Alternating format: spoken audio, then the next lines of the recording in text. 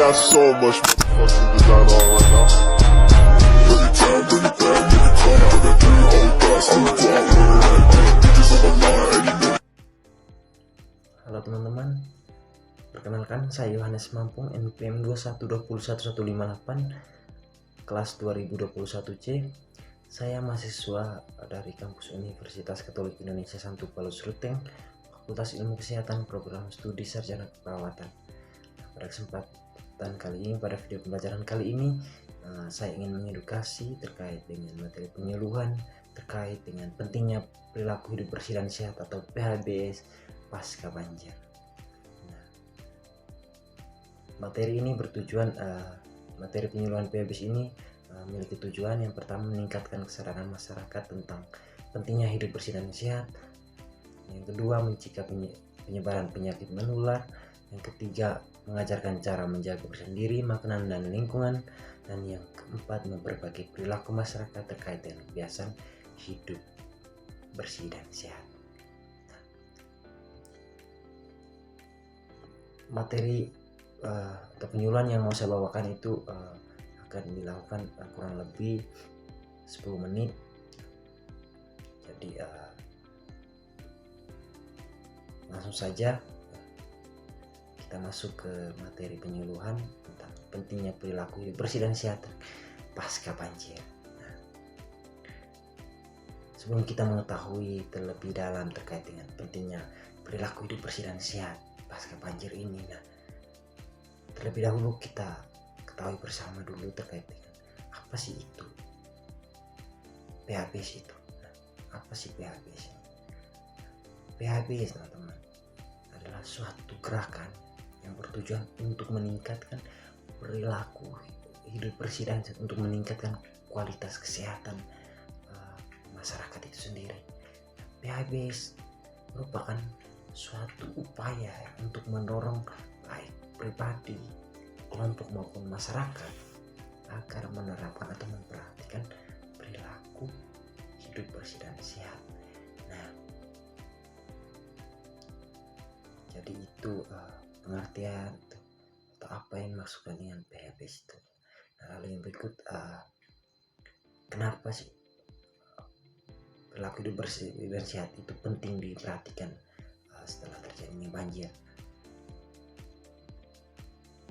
Setelah terjadinya banjir, perilaku hidup bersih dan sehat ini menjadi sangat penting. Itu mengapa? Karena untuk mencegah dampak buruk bagi kesehatan masyarakat itu sendiri.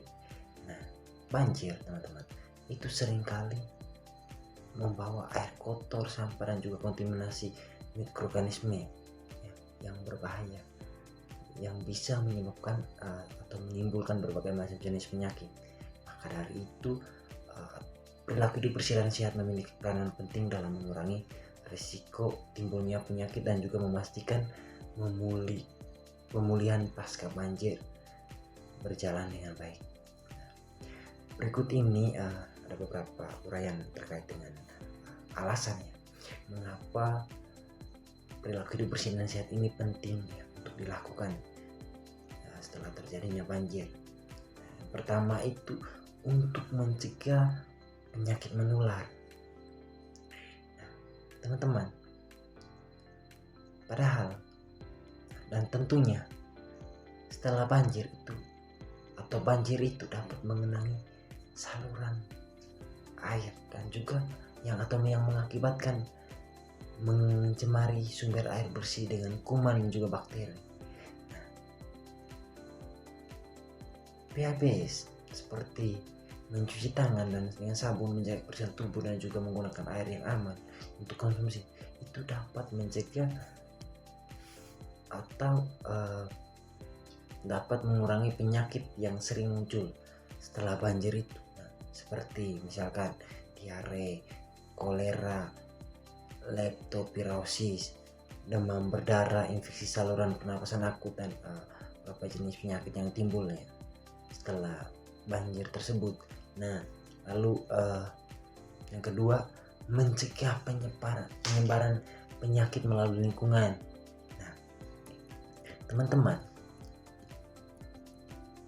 Tentunya setelah banjir, lingkungan seringkali dipenuhi dengan sampah, limbah, dan genangan air kotor. Dengan adanya atau pentingnya PHBS ini, itu tentunya dapat meningkatkan atau dapat menjaga kebersihan lingkungan kita, karena PHBS itu yang meliputi seperti kebersihan lingkungan, seperti membersihkan rumah dan juga lingkungan sekitar dari sampah dan juga kotoran, itu dapat mencegah perkembangbiakan vektor penyakit seperti nyamuk dan dapat menyebabkan demam berdarah ataupun malaria. Nah, jadi itu kenapa PHBS ini penting dilakukan, tetap penting diperhatikan setelah terjadinya bencana atau banjir. Lalu yang ketiga, untuk menjaga kesehatan mental dan fisik. Nah teman-teman, tentunya banjir itu bisa menyebabkan trauma psikologis bagi banyak orang. Kenapa? Dengan menjaga kebersihan pribadi dan juga lingkungan serta melakukan pola hidup sehat, kita dapat membantu meminimalkan dampak fisik dan psikologis setelah terjadinya banjir. Kesehatan mental juga itu bisa ditingkatkan dengan memastikan bahwa rumah dan lingkungan sekitar kita aman dan bersih. Nah, lalu yang keempat itu mempercepat pemulihan komunitas. Teman-teman, tentunya ketika masyarakat secara kolektif menerapkan PHBS, proses pemulihan akan berjalan lebih cepat.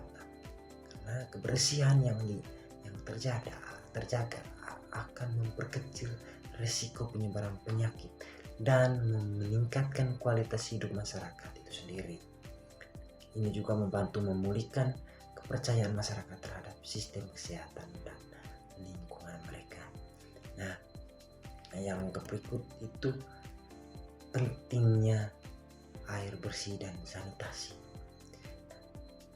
Tentunya setelah banjir, pasokan air bersih itu bisa terkontaminasi dan sanitasi mungkin terganggu.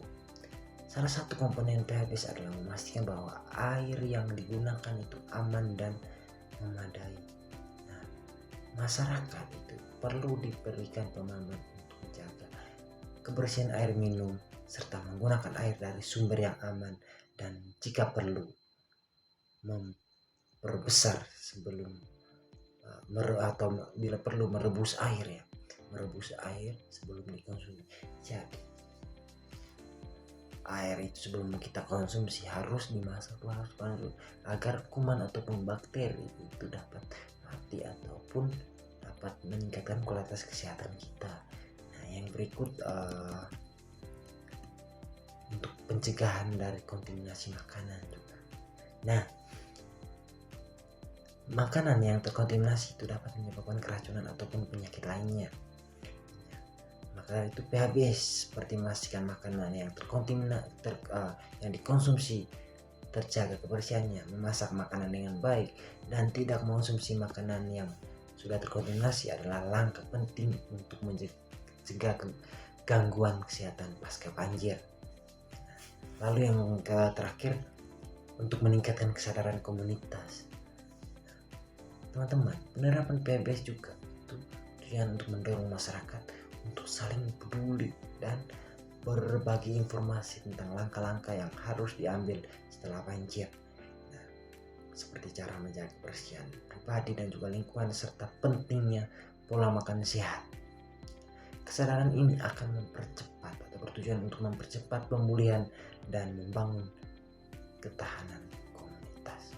Jadi itu beberapa alasan mengapa penting sekali PHBS itu diperhatikan setelah terjadinya banjir atau pasca banjir.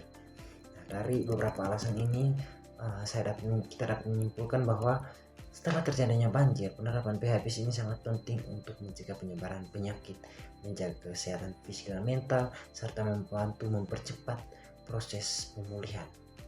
Nah, melalui kebiasaan hidup bersih dan sehat, masyarakat bisa mengurangi dampak buruk dari banjir dan meningkatkan kualitas hidup pasca banjir atau pasca bencana.